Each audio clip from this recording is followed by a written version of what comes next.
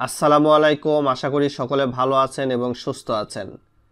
রাষ্ট্রায়ত্ত মালিকানাধীন বাংলাদেশ কৃষি ব্যাংকে ফিক্সড ডিপোজিট 6 লক্ষ টাকা করলে কত টাকা লাভ পাবেন? এই মুহূর্তে বাংলাদেশ কৃষি ব্যাংকের ফিক্সড ডিপোজিটের ইন্টারেস্ট রেট সবার সামনে উপলক্ষণীয়।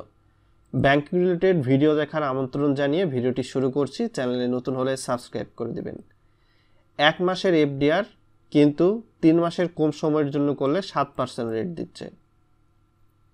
3 মাসের এফডিআর এবং তার চেয়ে উপরে 6 মাসের কম সময়ের জন্য করলে তারা 8.50% রেট। 6 মাস কিন্তু তার উপরে কিন্তু 1 বছরের কম সময়ের জন্য এফডিআর করলে 8.75% রেট। 1 বছরের বেশি কিন্তু 3 বছরের কম সময়ের জন্য এফডিআর করলে 9.25% রেট দিচ্ছে। আমরা একটা এক্সেল শিটের মাধ্যমে বিষয়টি দেখে ক্লিয়ার হব। তো সেক্ষেত্রে 6 লাখে 1 মাসে 7% রেট হলে 6 মাসে আপনি মোট মুনাফা পাবেন 6 লাখে 3499 টাকা 98 পয়সা। অ্যাকাউন্ট করার পরবর্তীতে রিটার্ন স্লিপ ব্যাংকে জমা দিতে পারলে 10% হারে সোর্স ট্যাক্স কাটবে 3499.98 থেকে। সেক্ষেত্রে আপনারা পাবেন 3149.98। আর অ্যাকাউন্ট করার পরবর্তীতে রিটার্ন স্লিপের ফটোকপি ব্যাংকে জমা দিতে না পারলে 15% হারে সোর্স ট্যাক্স কাটবে। সেক্ষেত্রে 3499.98 মধ্যে থেকে আপনারা হাতে পাবেন 2974.98 এই পরিমাণ অর্থ। আর আপনার পূর্বের যে 6 লক্ষ ছিল সেই 6 লক্ষটা পাবেন এই যে মোট প্রাপ্তি আপনার 10%-এর উপর ভিত্তি করে, আবার মোট প্রাপ্তি 15% হারে সোর্স ট্যাক্স কাটার উপর ভিত্তি করে। 3 মাসে 8.50% রেটে 6 লাখে আপনারা পাবেন 12,750। এটা কিন্তু 3 মাস সময়ের পর পাবেন, প্রত্যেক মাসে মাসে না। 1 মাসেরটা যেমন 1 মাস পরে, 3 মাসেরটা 3 মাস শেষ হয়ে গেলে। তো সেক্ষেত্রে 6 লাখে আপনার এই সোর্স ট্যাক্স কাটার পর 10% কাটার পর 11,475 মতো পাবেন। আর পূর্বের যে 6 লক্ষ ছিল সেটা পাবেন, মূল এই পরিমাণ অর্থ পাবেন।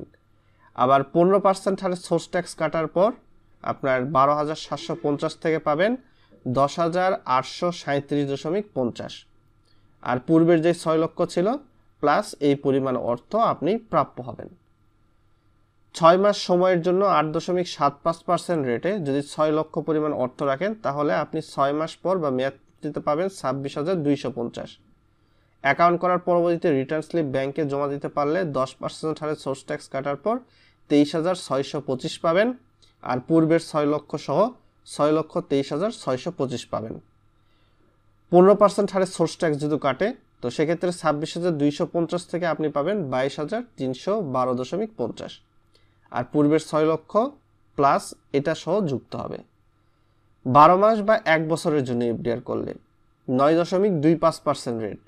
সেক্ষেত্রে 6 লাখে 55,500 পাবেন। অ্যাকাউন্ট করার পরবর্তীতে রিটার্ন স্লিপ ব্যাংকে জমা দিতে পারলে এই 55,500 থেকে আপনি পাবেন 49,950। আর পূর্বের 6 লক্ষ সহ মোট 6,49,950 প্রাপ্য হবেন। অ্যাকাউন্ট করার পরবর্তীতে রিটার্ন স্লিপের ফটোকপি জমা দিতে না পারলে 15% হারে সোর্স ট্যাক্স কাটার পর 6 লক্ষে আপনি পাবেন 47,175 প্লাস 6 লক্ষ। তো সেক্ষেত্রে 6,47,175। 12 মাসেরটা 12 মাস পর পাবেন মূল এবং মুনাফা, 6 মাসেরটা 6 মাস পর পাবেন, প্রত্যেকটা ডেটের উপর ভিত্তি করে। আপনি 3 মাসের এফডিআর 2 মাস পরে ভাঙাতে গেলেন বা 2.5 মাস পর, আপনাকে কোনো ধরনের ব্যাংক ইন্টারেস্ট দিবে না। ব্যাংকের সঙ্গে আপনার চুক্তি হয়েছিল 3 মাস, ঠিক সেম টু সেম ম্যাথ পূর্তির আগে ভাঙাতে পারবেন, কোনো ধরনের ইন্টারেস্ট পাবেন না। উল্টো দিকে আপনার আবগারি শুল্ক এই চার্জটা দিতে হবে গভর্নমেন্টকে। সো এই বিষয়টা আপনারা বুঝতে পেরেছেন। এখন একটু আমরা দেখি একটি ফিক্সড ডিপোজিট খোলার জন্য কি কি করতে হবে।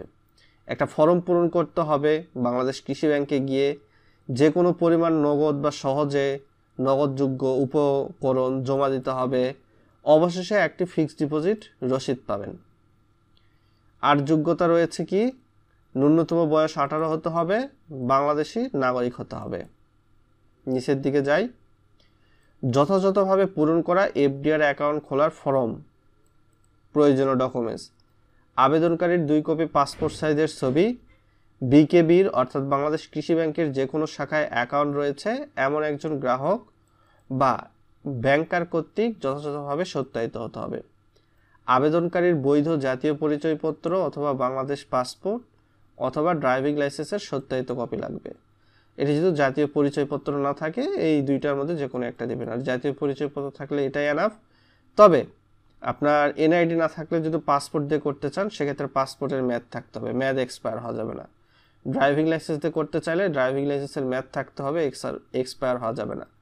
আবেদনকারীর আই কোর্স সার্টিফিকেটের সত্যায়িত কপি চাইলে দিবেন, না চাইলে দিবেন না। যদি এখন 6 লক্ষ নয়, আপনার অলমোস্ট 10 লক্ষ পর্যন্ত এফডিআরে এই 4 নাম্বার ডকুমেন্টস বাধ্যতামূলক নয়, দিতে হবে না।